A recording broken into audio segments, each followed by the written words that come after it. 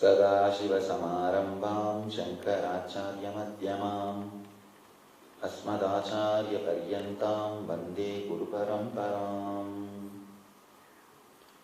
I welcome you all with my love and respects.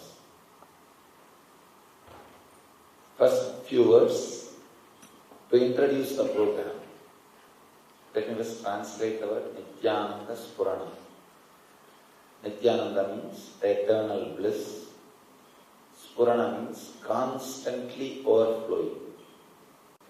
One Buddha, one Krishna, one Jesus, one Shiva, one Mahavira, one Chaitanya, one Ramakrishna.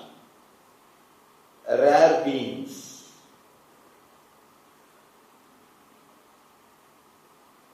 Some human beings who are interested and who are little intuitive, they start following these masters, these beings. Some guys who are inquiring, sportive, they try to play with their teachings, words. Some guys who are antagonistic, they try their best to destroy their bliss or their claim. This is what is happening from time immemorial.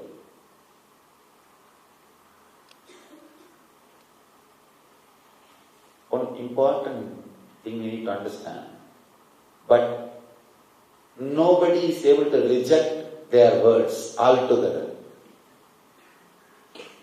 Nobody is able to reject, nobody is able to say these guys are liars, because the power of their words, or the charisma of their personality, or the strength of their being, you can't reject them. Either you accept or you fight. You can't forget them. If you take the essence,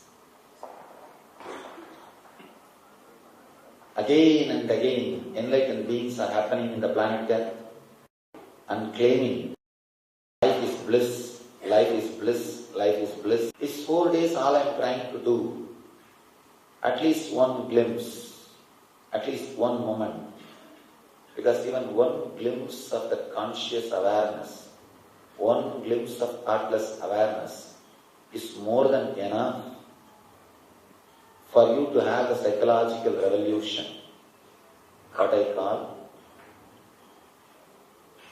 I use a different word, Jivan Mukti, or living enlightenment. But I tell you an important thing. Coming here for health or bliss is okay, nothing wrong. But I feel meditation has much more deeper things to offer to you than ordinary health and simple things, the physical health. Meditation is not just anasana or metasana. It has its own sanctity. It is much more than that. Whatever is said and done, hearing from the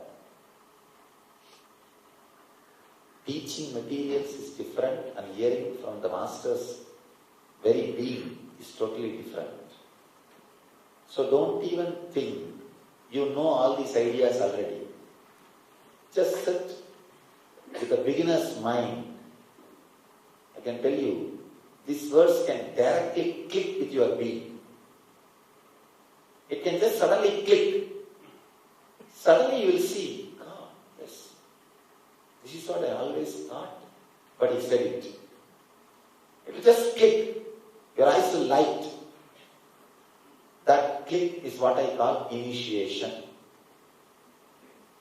If some words comes from the master's very being and penetrates your very being, that connection, that click is what I call initiation.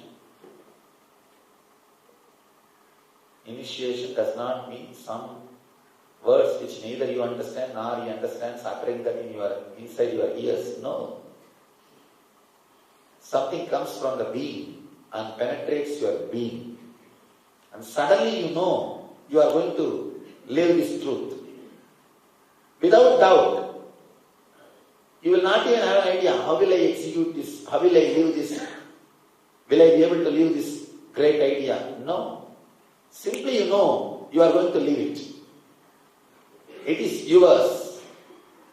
Any word which is mine, which is my experience, if it penetrates your being and if it becomes yours, it is initiation. Getting health, mental health through meditation is perfectly alright, nothing wrong, okay. But don't reduce meditation just to anasana or metasana. It has its own sanctity, much more deeper than that. Because you think it is not achievable, I have to use that branding, that name. I have health, I have bliss. The gap between you and an enlightened master, gap between you and an enlightened being, I can say in one word, samskaras, engraved memories. Please understand this word I am going to use again and again in the next 4 days. So better you understand this word now itself very clearly.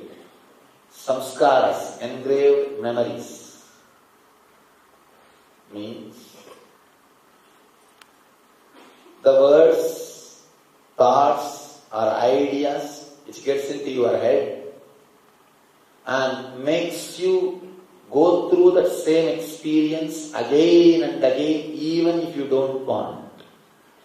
It's what I call samskaras, engraved memories. See, people tell me, no, Swamiji, it is too much in 4 days and you are making us to do too many things. See, it's practically like cooking. Practically like cooking. Adding things, removing unnecessary things and boiling. It's practically cooking. Timing is also important. Timing and doing the whole thing in these 4 days is also an important thing. Because if you give the gap, if you delay, then naturally the heat will come down. Understand one more thing.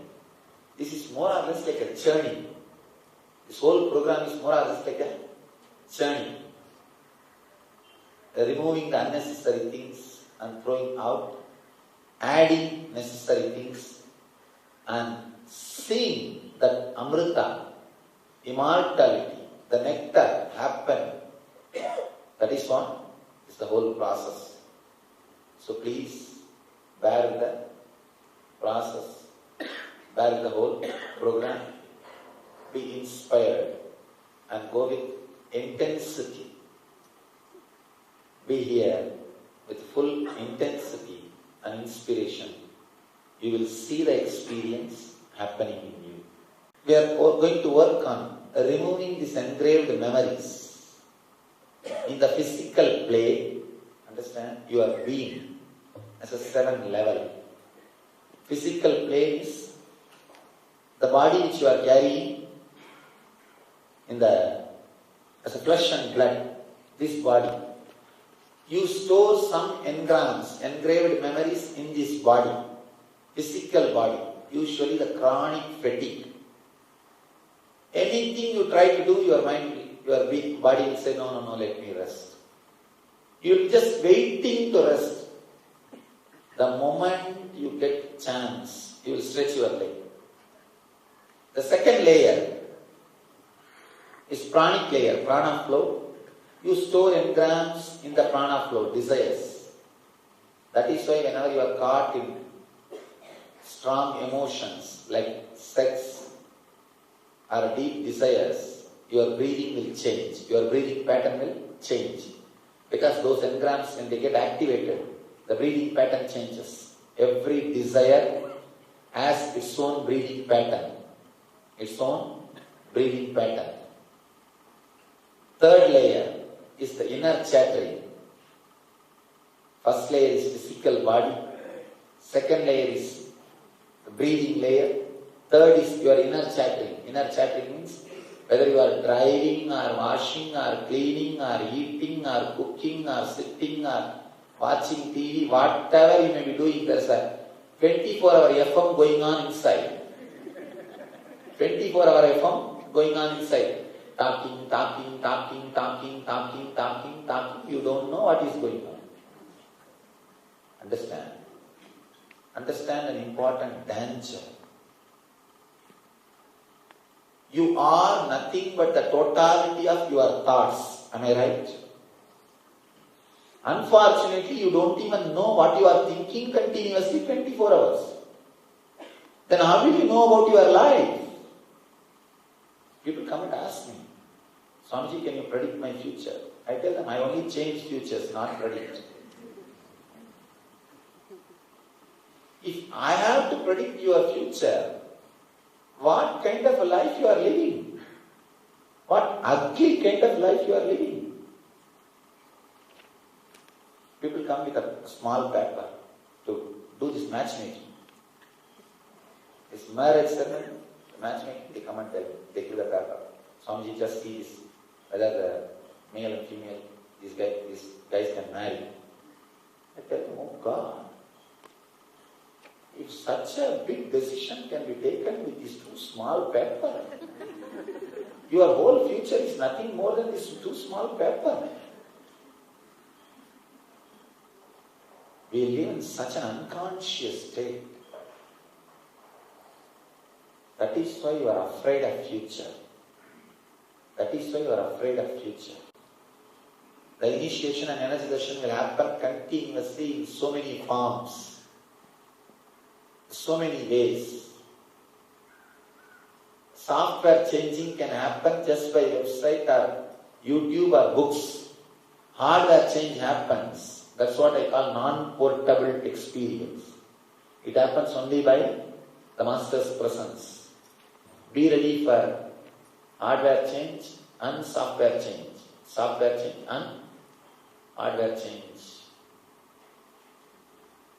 That's all I wanted to say as an introduction to this program. You have your 7 bodies. It's like a layer by layer. The more you go deeper and deeper, it will settle and subtle. First, the outermost layer is this physical layer, the physical body which you are carrying. The second layer is prana, the breathing you do. Third layer is inner chattering, mind. The fourth layer is emotions. And the fifth layer is deep sleep, karana sarira, where all your engrams are silent but not dead. People ask me many times, Swamiji, should I give up outer world to achieve the inner world? I tell them, it is idiotic just because of your deep tamas, your chronic fatigue, you are asking this question. There is no such thing as giving up or need to give up. To tell you honestly, the person who does proper exploration in the inner journey will gather so much of wealth around him. Because he knows from which plane to work. Understand, not gathering wealth is not spirituality. Relax from that idea. Poverty is not spirituality. Then whole India would have been long before enlightened. Self-respect is the first important thing for life. Understand, one important truth. Chronic fatigue comes the moment you take your life for granted. You took whatever you have for granted. That is why the depression and boredom and chronic fatigue. Don't take things for granted. Life is given to you. When you take that for granted, then you feel boredom, fatigue, tiredness, or whatever you call. The person who remembers he is also going to die will never be in depression. Be very clear. People come and tell me, no, Swamiji, I have death fear, that is why I am in depression. No. You have not faced your death fear, that is why you are in depression. Not because of your death fear. You have not lived fully. All missing, including a small ring in your hand, is a kind of a death for you. Understand? Even one breath leaving you, exhaling, is death. Anything you lose, anything you miss is death. Here is a question, wonderful question. Swamiji, is dying always so pleasant? Do people who kill themselves or die in accidents feel so good? Now I wanted to explain exactly how this NSP, this whole program happened in my inner space, and how I developed this program. Why I designed? See, 9 years I spent in wandering, length and breadth of India. I was wandering, doing my yatra near the Varanasi in UP, in northern India. I had the fortune of staying with one great Swami to take care of him in the hospital. He was suffering, he was on deathbed. He was in hospital near Varanasi, not inside Varanasi, just outside. I was taking care of him. In north, if elderly Swamis are sick, these young brahmacharis, youngsters, they will take care. Because they don't have family, Swamis will take care. I felt that I should take care of this Swami when he is dying. I was there. He was in ICU, intensive care unit. Suddenly one day, when I was sitting next to him, I saw the next bed guy, not the Swami, the next bed guy started dying. Means he is facing his last moments. Doctors are running around here and there and they are taking care, they are trying to give oxygen and trying to do whatever they can. But no help. He is about to die. He started slowly settling. That time I was not enlightened, but I had my death experience. So because of that experience, I can see what is going on inside him. Please understand. I am talking something little beyond your logic, which you don't see in day-to-day life. First thing I saw was terrible pain being awakened inside his body. Terrible pain, understand? Not ordinary pain. The tremendous pain in the physical layer, unimaginable pain. It's literally like thousands of scorpions biting that person. That is the visualization I can give. Even now when I can remember clearly, vividly. Of course, because of enlightenment, now the pain is not there in me. Otherwise, the moment I remember that incident, it used to be so heavy in my heart.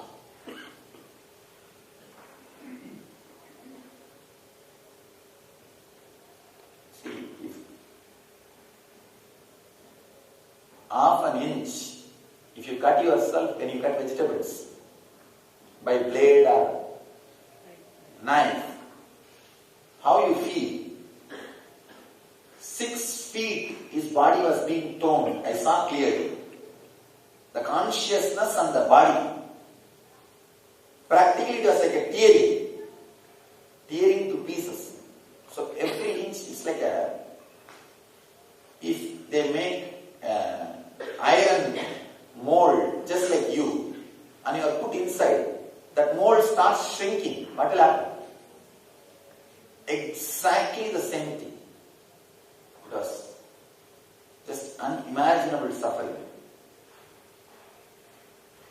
First thing I did is I got frightened. I just want to run away from that place. But this Swami who was lying, who was taken care, he also started grasping for the breath. When he saw the other guy dying, the psychological effort, he also started having the same effort. And he was holding my hand and saying, don't go, don't go. I said, oh God, what to do now? That Swami is not enlightened. Very great Swami, great tapasvi, but not enlightened. That was a big problem.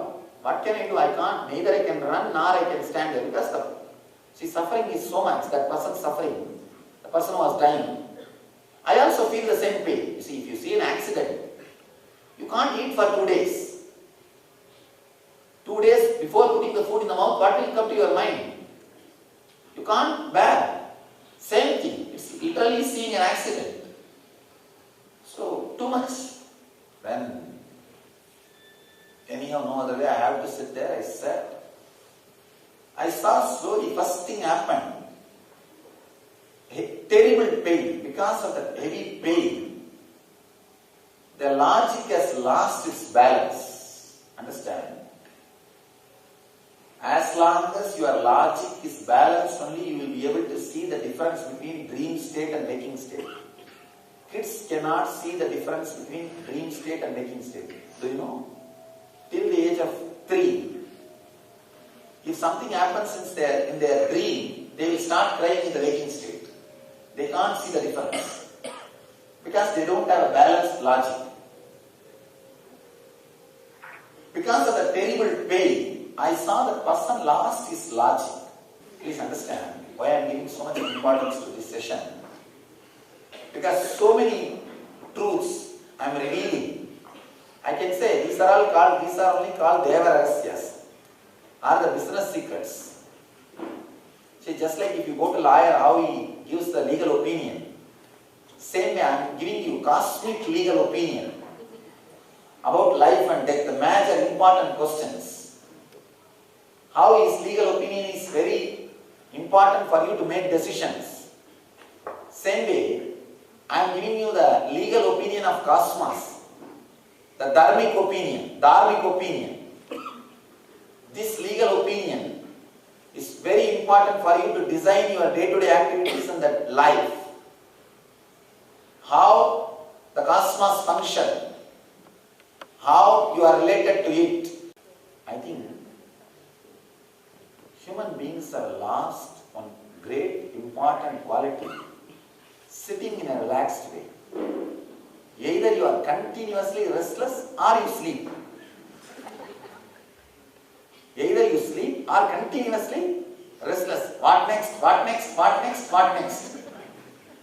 You lost the habit of sitting in a relaxed way and observing what is happening around you. Either tamas or rajas, no sattva. That is why more than 15 minutes you don't sit in front of one channel. Am I right? Maximum 15 minutes. Within 15 minutes you go on a full round and come back. All 54 channels. Kids will not have a clear logic. They will not know the difference between their dream, their thoughts and the world. Same way that high pain, this guy lost the logical balance. Now he does not have difference between his dreams, his thoughts and the world. So whatever thoughts comes, he thinks that is the world and suffers. Whatever dreams comes, that he thinks that is reality and suffers. Understand?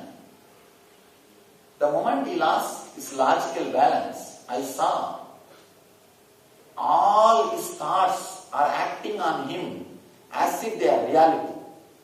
All his desires, pain, thoughts, everything just jumping on him and possessing him. It's practically like a football being kicked by 25 players. 25 players are kicking the football from this side to that side and that side to this side. What happens to football? Exactly same way his individual consciousness, his self was kicked left and right. One side all his desires are kicking him, saying, I want to live in this body, only then I can feel fulfilled. Don't leave this body. The other side, all the body is saying, no, I am tired, I can't host you anymore. Just get out. The fight happening between the person's desire and the body is what is grasping for breath. That's the fight. I saw when inhaling happens, The desires are trying to possess the body. When exhaling is happening, body is saying, "No, now I am tired, get out." Understand? That is what I call hell. There is no geographical hell. Those few moments what you go through is what is hell. I want all of you to understand. Don't think, oh, it's after all going to be a few moments. No. When suffering happens, time will look very long. Time is not chronological as you think. Time is psychological.